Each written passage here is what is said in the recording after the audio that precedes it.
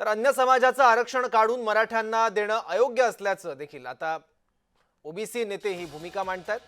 त्याचबरोबर अन्य समाजाचं आरक्षण काढून मराठ्यांना देणं अयोग्य असल्याची प्रतिक्रिया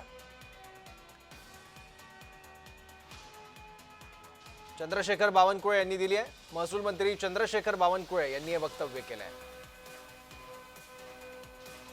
देवेंद्र फडणवीसच्या सरकारने, आमच्या सरकारने ईडब्ल्यूएचं 10% आरक्षण आणि सोबतच सारथी सारख्या योजना, ज्यातनं मराठा समाजाला प्रचंड मजबूती देण्याचं काम आज या महाराष्ट्रामध्ये होतं आहे। म्हणजे देशामध्ये सर्वात जास्त ईडब्ल्यूएस मध्ये आज महाराष्ट्राला फायदा झाला आहे। आणि मग खरं तर मराठा समाजाला न्याय देणे आणि ओबीसी समाजाचं कुठलंही आरक्षण जाऊ नये, 1% आरक्षण ओबीसी समाजाचं कुठं जाऊ नये, ही भूमिका नेहमीच भारतीय जनता पार्टीची राहिली आहे। आणि सोबतच मराठा समाजालाही त्या ठिकाणी न्याय दिला गेला पाहिजे, ही भूमिका राहिली आहे।